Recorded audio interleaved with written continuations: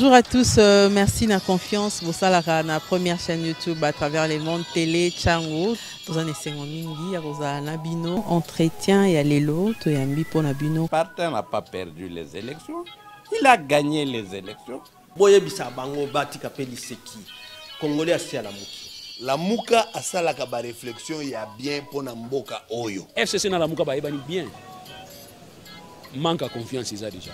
Il n'y a aucune coalition entre FCC et Nalamouka. Le fait que nous gardions jalousement les preuves que nous avons, c'est parce que nous avons un grand respect pour nos frères.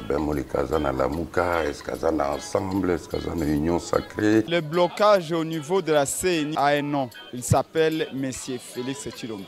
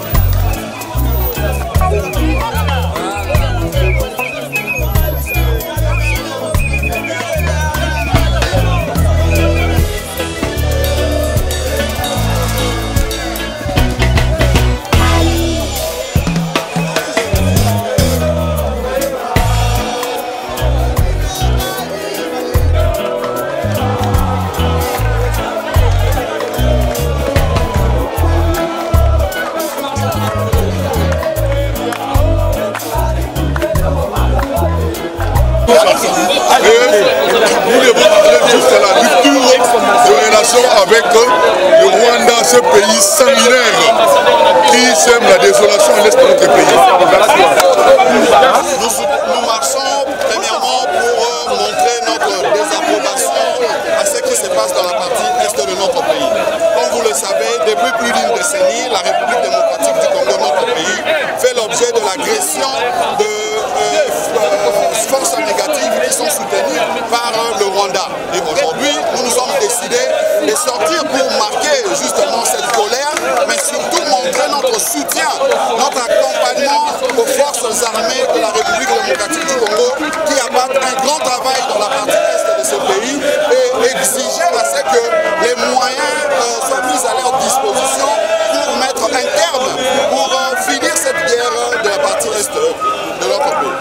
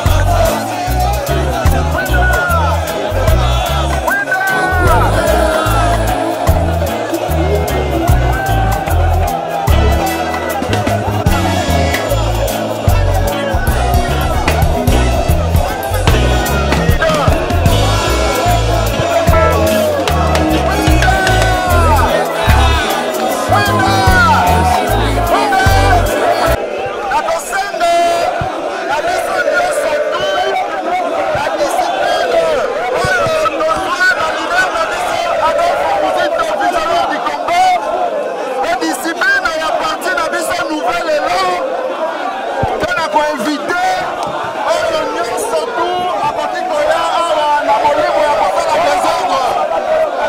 Na yango wana tokosenga na bino mwa kino moke toyoka lecture ya memo na biso oyo tokodepose awa na ambassade ya Rwanda. Coordonnateur ya jeunesse akotangela biso yango. Plateforme de résistance Lamuka, les partis politiques initiés par l'ancien Premier ministre Adolphe Muzito. Exprimons par la présente déclaration nos souhaits qui rejoignent également les vœux du peuple de la République démocratique du Congo suite à la recrudescence d'actes de violence menés par des groupes terroristes d'essence rwandaise. Utilisant les territoires rwandais comme base arrière pour leurs opérations de déstabilisation du Congo, particulièrement dans ces provinces du Grand Kivu. Vu les récents propos trop belliqueux de M. Paul Kagame, se servant de santiperne et fallacieux prétexte de la présence des troupes du FDLR en République démocratique du Congo pour exprimer la volonté de son pays de porter la guerre sur les territoires congolais, oblige ce jour le nouvel élan à prendre position, autant devant l'opinion nationale congolaise qu'à l'adresse de la communauté internationale, en mettant une fois encore le gouvernement de la République démocratique du Congo face à ses responsabilités concernant les menaces explicites de M. Paul Kagame de continuer à porter atteinte à la sécurité des Congolais comme il n'a cessé de le faire depuis plus de 2 décennies en vue de servir de couverture à l'œuvre macabre du pillage des ressources du sol et du sous-sol du Congo. Vu qu'en créant un climat de terreur généralisé dans la partie est de la République démocratique du Congo, le Rwanda cherche en réalité à rendre impossible, pour cause d'insécurité, le prochain voyage du pape François dans la ville de Goma, en vue de l'empêcher de pouvoir se rendre compte de lui-même du rôle néfaste du Rwanda au Congo. Vu les preuves désormais irréfutables que le Rwanda sert de base arrière aux multiples groupes terroristes qu'il a pris l'habitude de créer et d'entretenir dans le but de commettre des massacres des populations civiles innocentes, des viols sexuels utilisés comme armes de guerre et pillage des ressources du sol et du sous-sol dans l'est de notre pays. Vu les rapports mapping des Nations Unies, ainsi que plusieurs autres enquêtes indépendantes d'ONG internationales ont toutes relevé justement l'attitude de ce gouvernement, de ce pouvoir illégitime de M. Tshilombo. Ici, nous, en tant que Nouvel Élan, vous l'aviez suivi il y a quelques mois de la bouche de l'initiateur de notre pays, de notre parti politique, voulais-je dire. Nous devons nous préparer, nous devons mettre nos forces dans les conditions de manière à obliger le respect à tous ceux-là qui s'hasardent à menacer la quiétude de notre pays. Nous ne pouvons pas continuer à faire semblant comme s'il y avait une bonne relation entre nous. Le Rwanda, par l'entremise de Kagame et ses collaborateurs, déclare haut et fort qu'ils sont prêts à nous attaquer, à faire la guerre en République démocratique du Congo. Pourquoi devons-nous continuer à faire semblant comme s'il y avait une bonne relation entre nous? Nous devons nous préparer, nous devons être capables, lorsqu'ils vont, si jamais ils osent encore nous mettre mal à l'aise, nous pouvons démontrer ce que nous sommes capables pour rétablir la paix dans cette partie de notre pays. Et il y a d'autres compatriotes qui vont continuer à manifester. Nous allons observer si le gouvernement actuel, quoique illégitime, ne prend pas ses responsabilités. Je pense qu'il n'est pas exclu que nous puissions rééditer encore les mêmes initiatives de manière à prendre à témoin l'opinion tant nationale qu'internationale de tout ce qui se passe au niveau de l'Est de notre pays, mais surtout l'attitude un peu dubitative de notre gouvernement.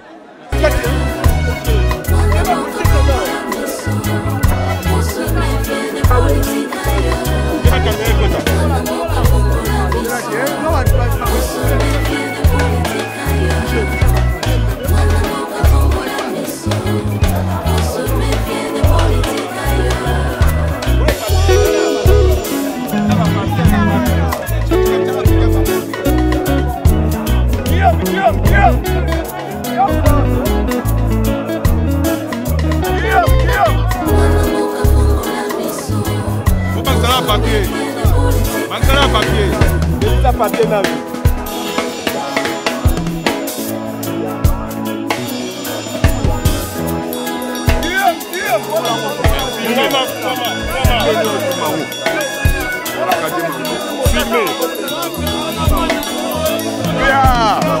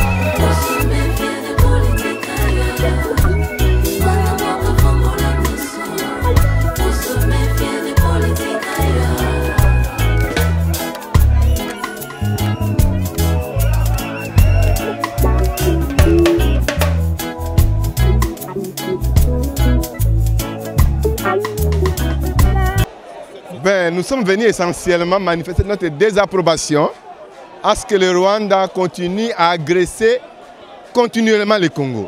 Et ça doit s'arrêter. Chaque fois, le Rwanda se cache derrière le M23. Or, en réalité, c'est le M23, c'est le Rwanda qui nous attaque. Et là, nous sommes venus dire non à ce qui se passe maintenant et en même temps éveiller la conscience des Congolais, des dirigeants de ces pays, pour que tout le monde se réveille en fait de défendre le pays. Et là, nous avons, nous, Nouvel Élan, un message clair à adresser au Rwanda. C'est qu'à partir d'aujourd'hui, que le gouvernement congolais s'assume, qu'il puisse expulser sans délai l'ambassadeur rwandais de la RDC et de rappeler notre ambassadeur qui est au Rwanda pour qu'il rejoigne le Congo. Et ça, c'est sans appel. Et nous le disons que désormais, il n'est plus question de négocier avec le Rwanda. Nous savons que c'est lui l'agresseur. Et donc, le Congo doit prendre en main sa responsabilité pour défendre le pays. Voilà.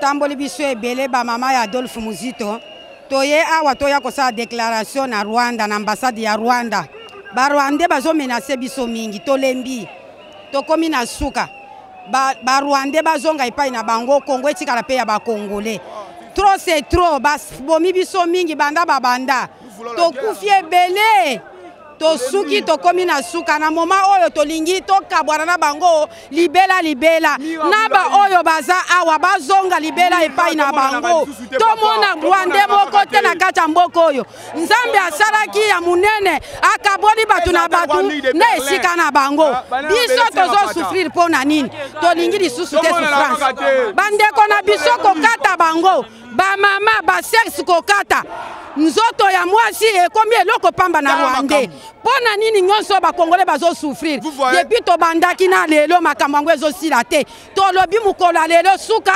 lelo tosukisi lelo esili lelo biso na bango tokabwani Rwandais ayebi kaza Rwandais azonga na Rwanda.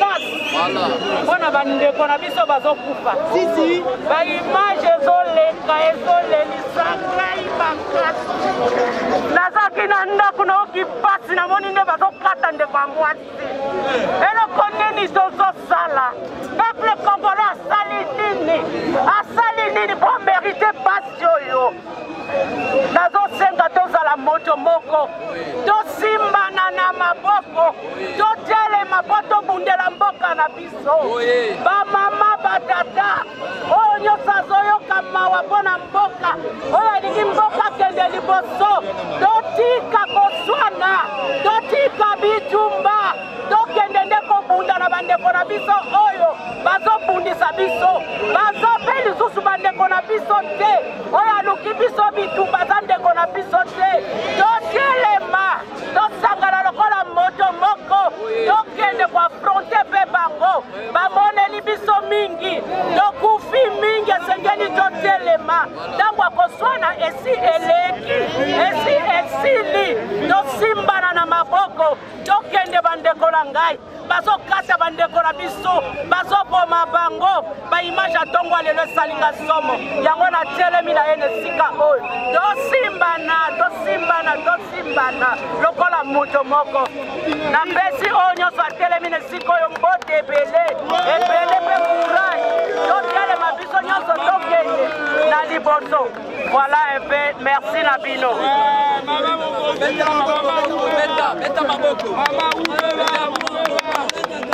Mama Ubeba.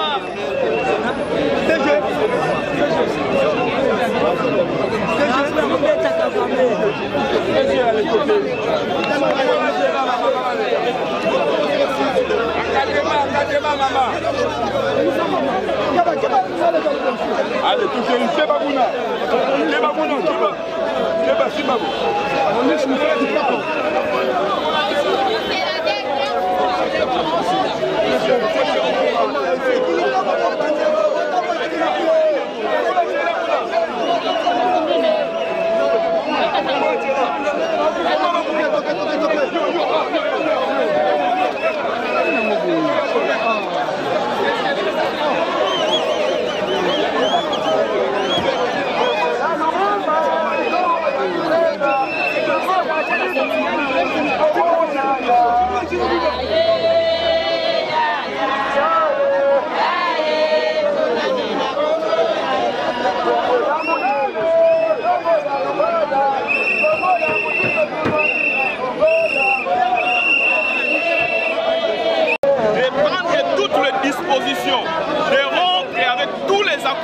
Avec le gouvernement rwandais.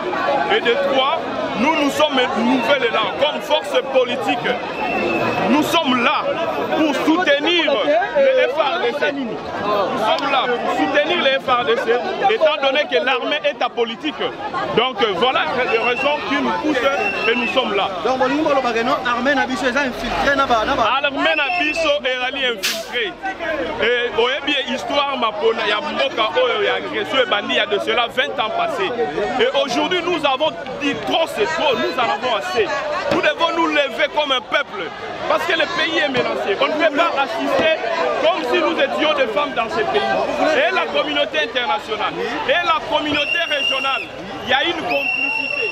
Alors, ces complots qui se jouent pour le Congo, pour les minéraux du Congo, pour la richesse du Congo, nous, comme peuple, nous devons nous prendre une conscience afin de déjouer le plan machiavélique de la communauté internationale. Mais les plans, vous allez les déjouer comment? Mais c'est ça, nous avons donné le mot. C'est ça l'exemple. Et nous demandons à tous nos peuples, à toutes les forces politiques et sociales de s'élever sur toute l'étendue du pays. Ensemble, nous allons vaincre l'ennemi rwandais qui est l'oppresseur, qui est un prédateur, qui impose la dictature. Si le gouvernement est incapable, alors le peuple congolais va prendre les choses en main. Voilà. Merci beaucoup. Merci.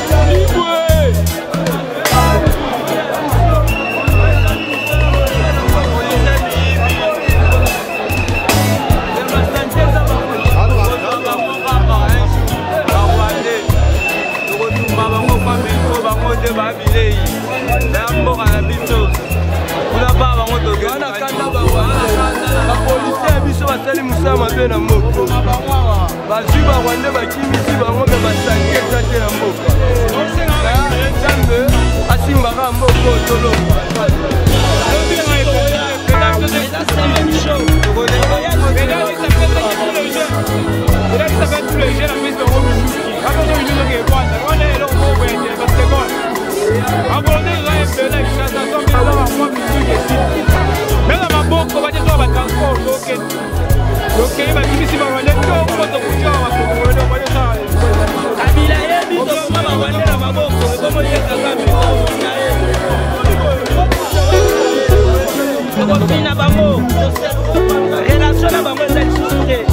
on a marre de ça,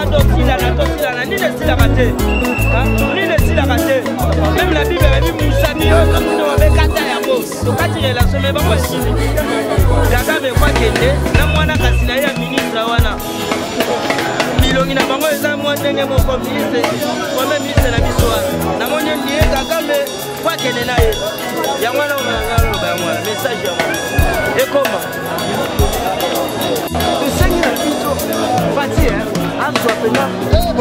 Papa Pétani, papa le père Azalaki, que Barwandais bazonga. C'est comme le père, Barwandais bazonga. Tamuto et fonctionnaire qui top. Mais pour lui faire comme ça, on soit décision. Papa la Rwandais, Papa la Siko Rwandaise, et moi c'est obligé de monter sur les Bongo, toi vas Bongo. Moi je tape le Congolais pour tomber. T'as même retourner l'ambassadeur. Est-ce que Congolais ils me vendent quoi? Tout ça, il y a Kagame. Toboyi relation entre Rwanda na RDC. Bat na batu bali ane na bango, bat na batu bali ane na bango, bat na papa ane na bango. Oh ma biso to. Le na tongo tolandi na kit 24. Babo mide mama. Ba okene ba ko to basabila na Rwanda, ba bare bango. Ko yebisanga tiki bana ndako na bango balia, ya bango bango kwa. Na raison ni. Ba mama ba. Kalo na tongo na kit 24. Somo te wa sabiso buko ba. Ezanga tinda. Ko boma ba. Bazona bango bazonga biso pe to songa wa biso. Vous comprenez? Ambassade biso azonga RDC, ya bango pe akenge. Relation biso na bango ezate. Et puis ba vion eza awa Rwanda. Aya zongo ezonga Rwanda. Et voilà ça kuna. Awa teni. Na sukiwa. Papa. Mboka o eza biso beza bango. Conclusion lelo nde tozo ko conclusion lelo pona makamba mboka na biso. Congolais tikala Congolais. Ya kuna zonga na mboka na ye. Kagame akufa ya mwana. Amaro Batsani ni pona sitting ya lelo na ambassade ya Rwanda. Ngai problème ko epesa nga place za nini? IDP sur sali marche na bango eleka na kimia. Mais ya biso ba linga te. Alors président de la République onga na yebi ezande muziki na suki wana. Bon ba ko linga te na ndenge ke bino bozalaki abosali sitting to boni bino bosali sitting la police a dérangé bino ta bouger bino te atiki bosala sitting na ndenge ezalaki bongo e passe.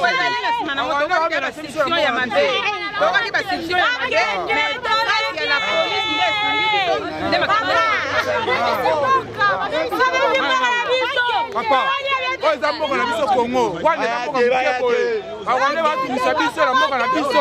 Tolingi yango te. Biso to Barwandais te, biso Bakongolais.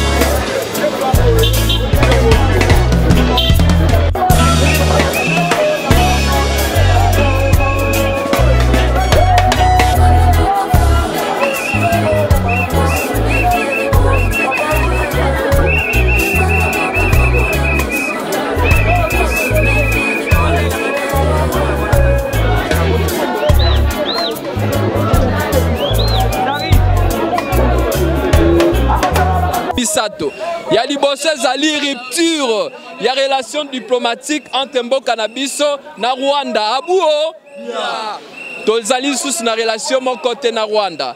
Et bongo lokola toali sous na relation mon côté na Rwanda ndeto sengi d'urgence, expulsion ezali ko bengana deko babengaka Vincent Kareka Rwandais. Tosengi expulsion na ye pamba te biso na bango relation diplomatique ezali te azonga na mboka na bango ya mibale tolobi boye lokola biso tozongisi Vincent Kareka azonga na mboka na bango oya biso pe ambassadeur azali na Rwanda azonga awa na Congo babengi yango rapatriement ya ambassadeur na biso o bazali chargé de mission azonga awa na Congo ya misato tokendaki kuna pona ko soutenir mapinga na biso FARDC tobeta maboko na pona FARDC beta maboko pona FARDC beta maboko pona FARDC voilà tolakisa attachement na biso na FARDC tolakisa bango ete toali moto moko eza bongo te bongo voilà donc ndezali mama na likambo ya descente na bisomi mais ici moi j'ai lu na sepeli makasi éveil n'est-ce pas nous étant mouvement citoyen Salumba Lumumba doit accompagner action à nouvelle et là pamba tetango basali offre wana biso totali tolobi rupture ya relation diplomatique totali rapatriement et ambassadeur Nabiso expulsion ezalaki offre moko malamu nous étant le révolutionnaire de to répondaki présent biso na Rwanda buo voilà merci journaliste na Pesio Matondo nazali congolais oya makila nazali ko défendre mboka na ngai tozana état de guerre ceux qui tozana état de guerre négociation ezalaka te ceux qui ont négocié ozali faible mais le col tozan état de guerre et sengel to bunda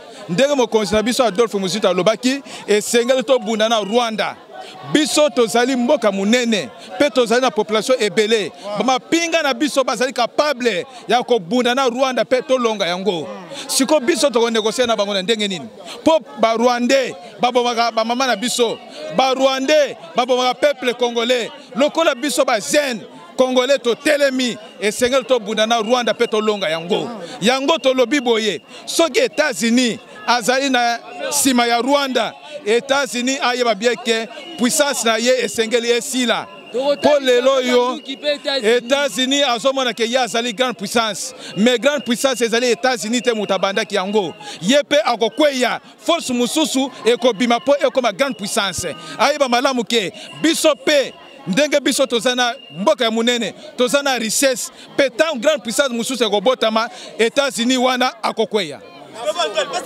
Congolais natali ke président sortant oya bimaki abengaki bango ba dialoguer mais solution zo marate to moi que to solution marate cette fois-ci biso ba jeune to mobiliser derrière FARDC to ça la guerre na Rwanda parce que tant total to mona que solution zo marate to mona théorie il y a des morts, il y a la violence.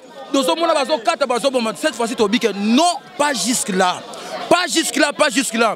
Moi, dans Mayele, soki bitumba etelemi na ndako na bango akimaka te atelemaka mpona confronter bitumba wana tomoniki na RDC bitumba eleki trop Rwanda sare na biso trop.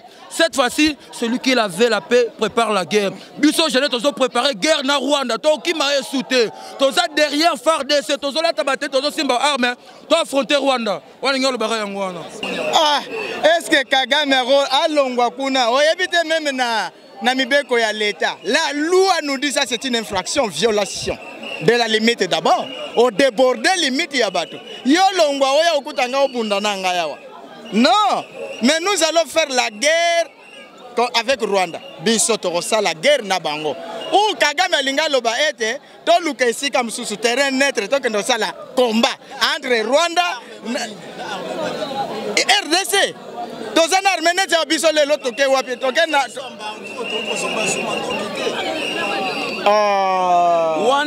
Wana, écoutez, je vais répondre le journaliste. Je suis prêt. Mais voyez bien Lumumba, Lobakete Lumumba, je sais et je sens au fond de moi-même.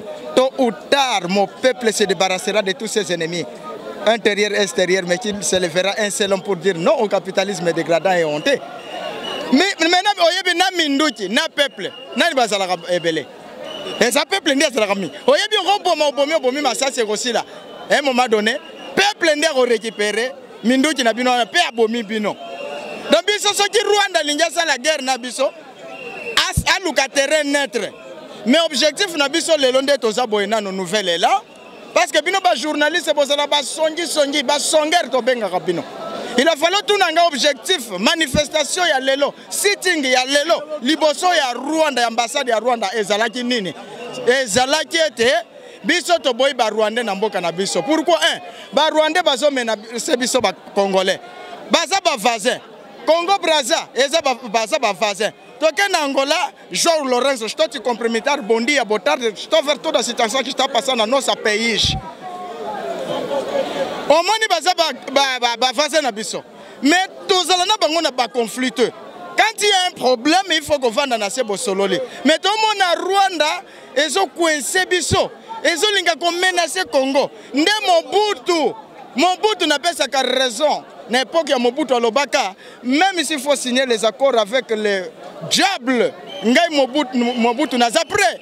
Mais l'autre, comme on a dit, Adolphe Muzito, tant que vous Premier ministre, nous allons faire la guerre contre Rwanda. Est-ce que vous avez des policiers? Babundi? Vous avez des violence? Mais tant que vous avez même Bible lobby. Au commencement était la parole, et la parole était avec Dieu, et la parole était Dieu. Makamono se salema na munoko lilobo muzito bimisi tanke leader mwana Congo mwana mboka alobiete nous allons faire la guerre contre Rwanda tango ba Rwanda ba yoki ndengwana babaka timbangu mana maloba e bongo so itozumi ndochi ya Kagame na ya siko na ya nola yo Kagame alobaki o il faut to lukaso kine tokene na Congo mais siko mubutu muzito alobi ke tokosa la guerre na bino omoni maloba wana na maloba ke bimina mutu moko era beti pa. Alors nous disons non, notre premier objectif, nous soutenons l'armée congolaise, FARDC, Bisiko Bazali, parce que bande qu'on a biso bazo kufa kuna na est du pays colonial. Quand nous sommes des journalistes, na est, na ebite mbele ceux qui ont vivant na colonie. Nous soutenons l'armée congolaise et nous disons non la présence ya Rwanda na mboka ya Congo oyo. Même ba Rwandais, esika ba Congolais, esika boza na Rwanda, tite le Rwanda. Kadi Pindiou, Torini di Sanka, Anjindila, Ndikwa Kulas. Muga tuba minoko nyonso.